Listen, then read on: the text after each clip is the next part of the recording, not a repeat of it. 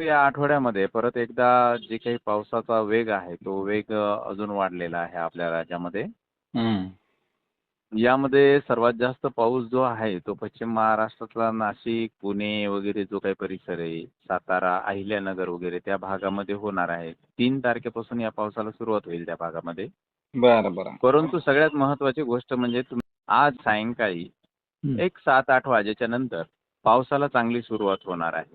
हां, हां, हां. जास्तीचा नाही, नुकसानकारक नाही. परंतु आपला जो काही भाग पेरणीपासून राहिलेला आहे, त्या ज्या भागामध्ये पाऊस नाही आहे, अशा ठिकाणी अशा भागामध्ये आज सायंकाळी 7च्या नंतर पावसाला सुरुवात होईल. आज आणि उद्या म्हणजे आजपेक्षा उद्या पावसाचं प्रमाण वाढत जाईल का सर? हो, 3 तारखेला थोडंसं ढगाळ वातावरण राहील. 3 तारखेला थोडंसं आपल्याकडे पाऊस तेवढा राहणार नाही. उगा रिमझिम स्वरूपाचा पाऊस पडेल.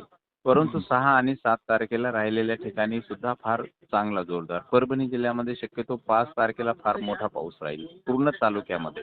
पालम असेल, गंगाखेड असेल, वसमत असेल या भागामध्ये सुद्धा चांगला पाऊस होणार आहे 5 तारखेला. बरं आता सर म्हणजे आता पावसाचे खंड समजा राहणार काय समोर? जुलै महिना एकंदरीत संपूर्ण कसा राहील समोर? हां. जुलै महिन्यामध्ये जो काही पाऊस आहे पहिल्या आठवड्यामध्ये हा सर्व दूर काही ठिकाणी मुसळधार तर काही ठिकाणी मध्यम स्वरूपाचा आहे. आणि नंतर एक 10 तारखेच्या नंतर तर 15 ते 16 तारखेपर्यंत ढगाळ वातावरण आणि खंड स्वरूपाचं आहे. परत एकदा जुलै महिन्यामध्ये 20 तारखेपासून या पावसाला सुरुवात होईल. पण तो मध्यम स्वरूपाचा पाऊस राहील. त्याच्यामुळे पाऊस नाही आहे अशातली जी काही भूमिका किंवा अफवा निघणार आहे, अशा अफवांपासून शेतकऱ्यांनी जरासं सावध राहावं, असं मी आपल्या या चॅनलद्वारे सांगू इच्छितो.